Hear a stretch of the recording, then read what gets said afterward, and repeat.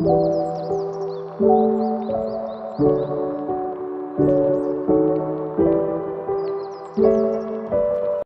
pagi, perkenalkan nama saya Riasni Bakara dengan NIM 21051001. Saya mahasiswa dari Universitas Maliku Saleh Fakultas Hukum. Adanya saya di sini, saya akan mencoba menjawab soal-soal ujian akhir semester yang diberikan oleh dosen pengampu hukum perdata. Baiklah, untuk mempersingkat waktu, saya akan mencoba membacakan soal dan menjelaskan jawabannya. Dengan soal yang pertama, jelaskanlah manusia sebagai subjek hukum dan badan hukum sebagai subjek hukum.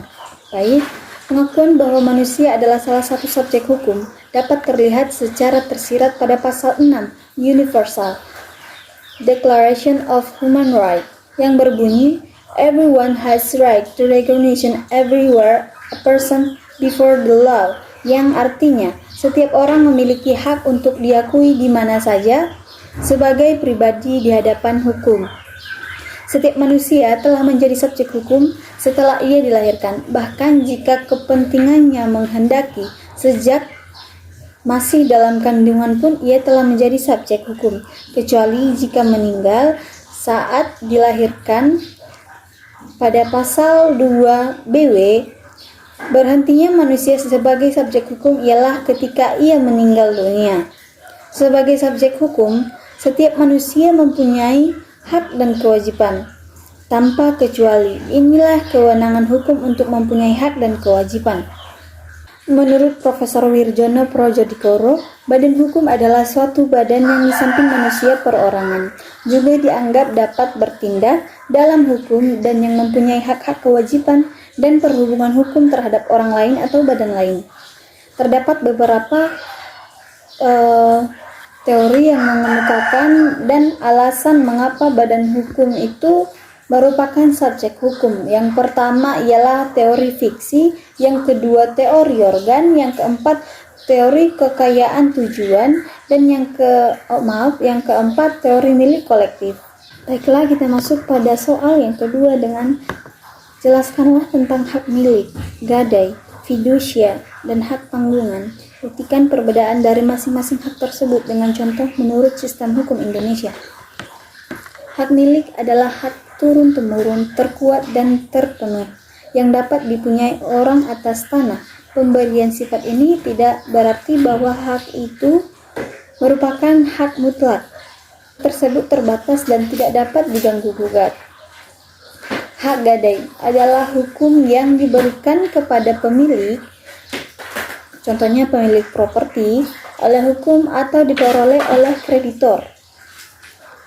Setelah dijalankan hak gadai menjadi hak hukum kreditor menjual properti jaminan debitur yang gagal memenuhi kewajiban perjanjian atau kontrak lainnya. Yang ketiga, fidusia.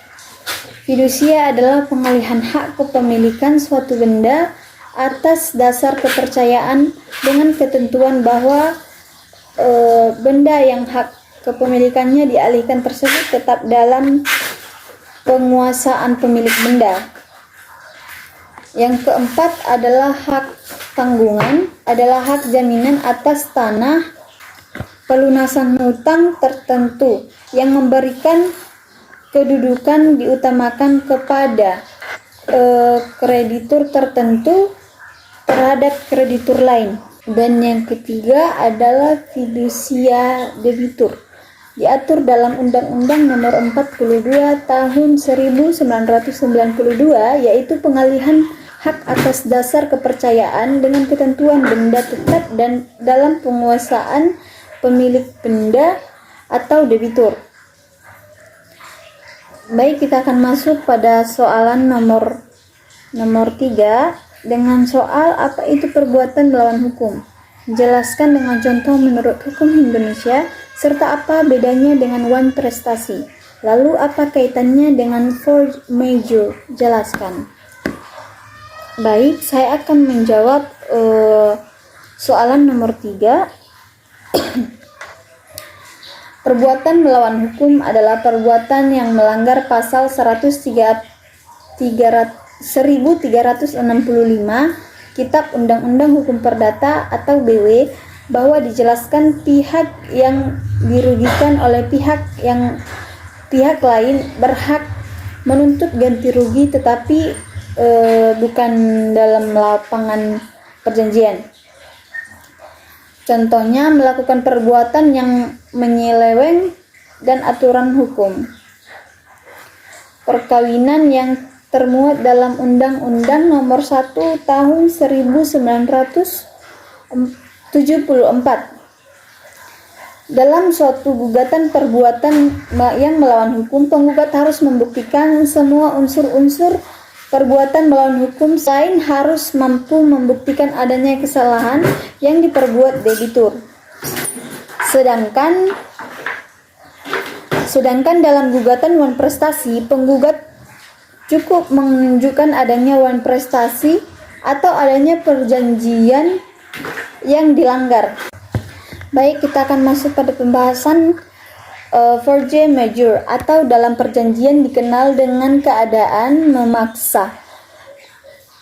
Keadaan memaksa adalah suatu keadaan yang menghalangi debitur dalam memenuhi prestasi setelah suatu perjanjian berlaku dan mengikat para pihak, di mana keadaan tersebut dijadikan sebagai alasan dibebaskannya debitur dari kewajiban untuk melakukan prestasinya. Force majeure juga merupakan keadaan yang senangkali menjadi dasar untuk dilepaskannya debitur atau tuntutan wan prestasi. Dan tidak jarang alasan force majeure tersebut diterima sebagai alasan adalah pelepasan tanggung jawab atas suatu kerugian. Baik, kita masuk pada soal nomor 4, apa itu daluarsa? Apakah ada kaitannya antara masa daluarsa ini dengan pembuktian perkara pidana dan perkara perdata dalam sidang peradilan? Baik, saya akan jawab. Daluarsa adalah upaya hukum untuk mendapatkan sesuatu atau untuk dibebaskan dari sesuatu perikatan dengan lewatnya suatu waktu tertentu dan atas syarat yang ditentukan oleh undang-undang.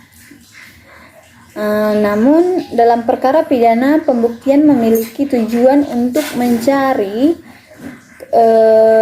keberatan material, yaitu kebenaran sejati, sedangkan pembuktian dalam perkara perdata memiliki tujuan untuk mencari kebenaran formil, yaitu hakim tak boleh melewati batas-batas permintaan yang diajukan oleh para pihak yang berperkara. Baik, kita masuk pada soal yang kelima dengan soal apa bedanya perikatan perjanjian menurut KUH Perdata. Jelaskan dengan contoh konkret. Baik, saya akan menjelaskan jawaban nomor 5. Pasal 1313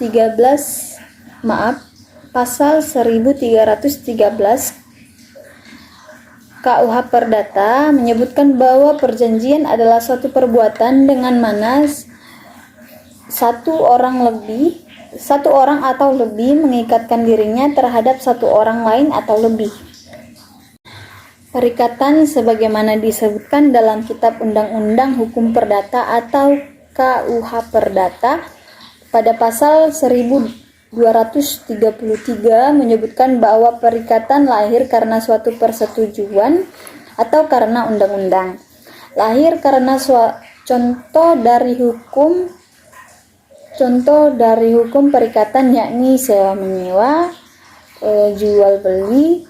Contoh dari hukum perjanjian yaitu surat perjanjian jual beli, perjanjian sewa beli, sewa menyewa, perjanjian borongan,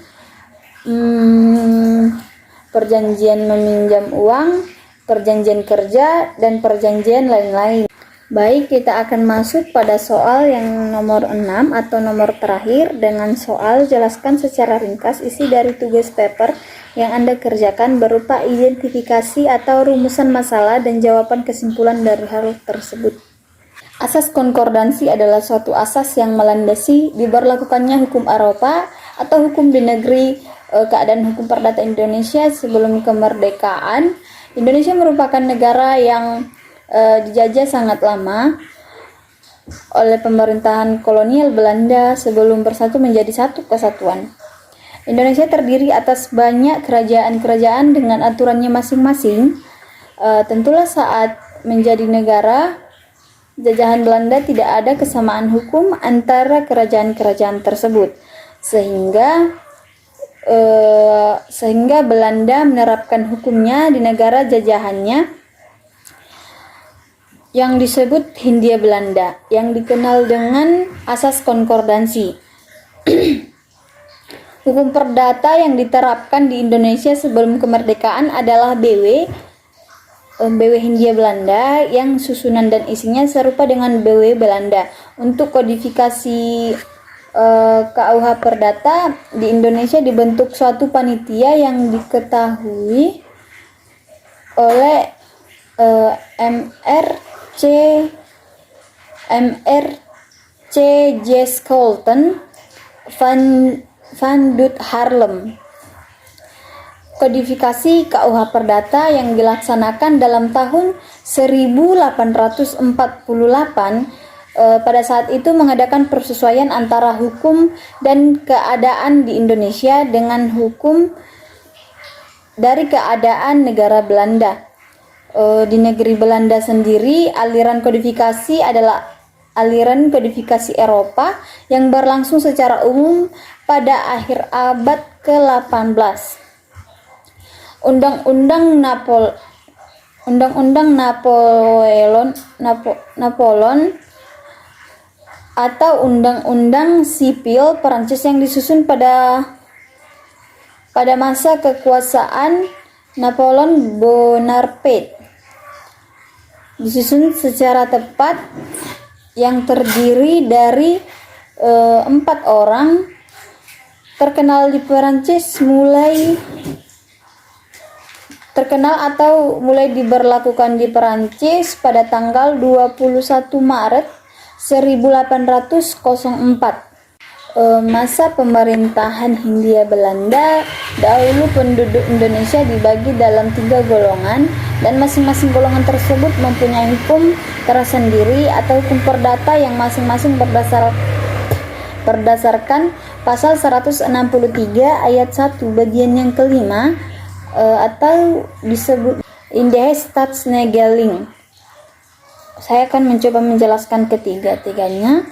Yang pertama, golongan Eropa menurut pasal 163 bagian yang kedua, yang termasuk di dalamnya semua warga negara Indonesia, bukan warga negara Belanda tetapi orang yang berasal dari Eropa. Yang kedua, golongan pribumi diatur pada pasal 163 ayat 163 ayat 3, yang termasuk dalam golongan pribumi yakni orang-orang Indonesia asli yang tidak pindah ke golongan lain.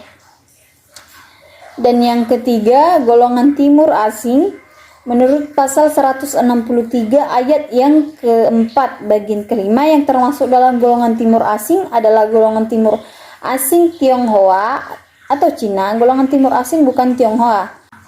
Burgerlijk Wetboek atau dalam bahasa Indonesia lebih dikenal dengan hukum perdata atau KUH Perdata, menurut sejarah berasal dari bahasa Belanda yang diberlakukan di Indonesia dengan melakukan atau memperhatikan azas konkordansi. Walaupun pada awalnya Burgerlijk Wetboek ini hanya diberlakukan bagi orang keturunan Belanda.